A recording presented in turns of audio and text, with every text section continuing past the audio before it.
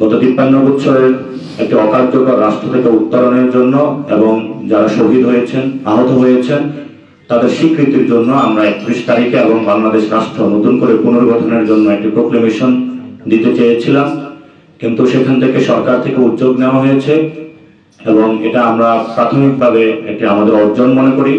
তবে আমরা সেই জায়গায় সরকারের সমালোচনা করি। গত 4টি মাসে সরকারের দৃশ্যমান কোনো এ ধরনের পদক্ষেপ পরিলক্ষিত হয় নাই। এই পরিস্থিতির মধ্য দিয়ে আমরা সকল রাজনৈতিক মহল পক্ষ থেকে বাংলাদেশে যারা গণ অভ্যুত্থানে অংশগ্রহণ করেছিল সকলকে ঐক্যের ডাক জানিয়ে 15 তারিখের মধ্যে জানুয়ারির একটি ডেডলাইনের মধ্য দিয়ে সরকারকে আমরা এর মধ্যে প্রোক্লেমেশন জাতির সামনে উপস্থাপন করার জন্য শহীদ মিনারে আহ্বান জানিয়েছিলাম। সেখানে আমরা অনেকগুলো বিষয়ে দাবি জানিয়েছিলাম। এর মধ্যে অন্যতম ছিল বিচার, সংস্কার এবং গণপরিষদ নির্বাচনের বিষয়গুলো সেখানে এসেছে। কিন্তু এই সরকারকে ডেডলাইন দেওয়ার পরও আজকে 4 তারিখ হয়ে গিয়েছে জানুয়ারির, আমরা দৃশ্যত কোনো বর্তমান সরকার থেকে কোনো উদ্যোগ দেখতে পাইনি।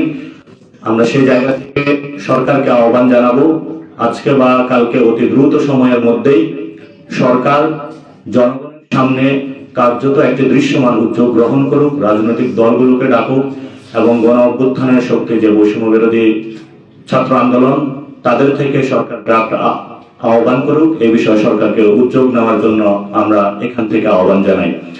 দ্বিতীয়ত একটি বিষয় হলো, আমরা যে প্রোক্লেমেশনটা ড্রাফটিং রেডি করেছি সেই প্রোক্লেমেশনটা বাংলার জনপদের প্রত্যেকটা অংশে ছড়িয়ে দেওয়ার জন্য বৈষম্য বিরোধী ছাত্র আন্দোলনের নেতৃত্বে জাতীয় নাগরিক কমিটির উদ্যোগে আমরা প্রত্যেকটি পাড়ায়, মহল্লায়, স্কুল, কলেজ, ইউনিভার্সিটি, শ্রমিক কলকারখানায় সব জায়গাতে একযোগে বাংলাদেশ ব্যাপী ঘোষণাপত্র সপ্তাহ উদযাপন করব, যেখানে মধ্য দিয়ে আমরা বাংলাদেশের নতুনভাবে জাতির সামনে একটি পরিকল্পনা উপস্থাপন করব, জনগণের কাছে যাব এবং জনগণকে কানেক্ট করব।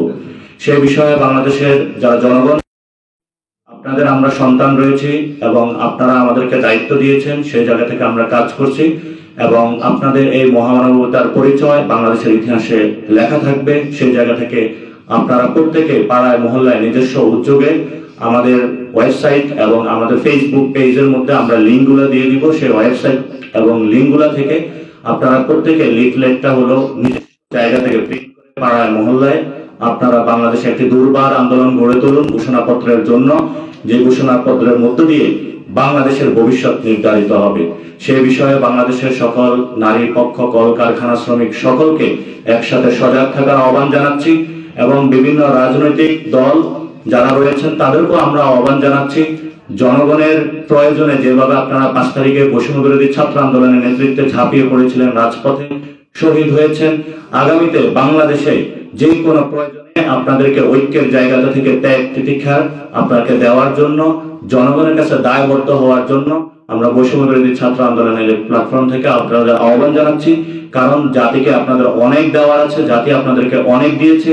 সেই জায়গা থেকে সকল রাজনৈতিক দলকে এই বিষয়ে উদ্যোগ গ্রহণ করার জন্য আমরা আহ্বান জানাচ্ছি এবং আমরা যদি আগামী কয়েকদিনের মধ্যে কার্যত কোনো দৃশ্য উদ্যোগ না দেখি, আমরা সরকারকে সেখানে আরো জোর দাবি এবং মাঠ থেকে জনগণকে সাথে নিয়ে ঐক্যবদ্ধভাবে কিভাবে প্রোক্লেমেশন বা ঘোষণাপত্র জনগণের সামনে নিয়ে আসতে হয় সেই বিষয়ে কঠোর কোনো কর্মসূচির দিকে যাব ইনশাআল্লাহ।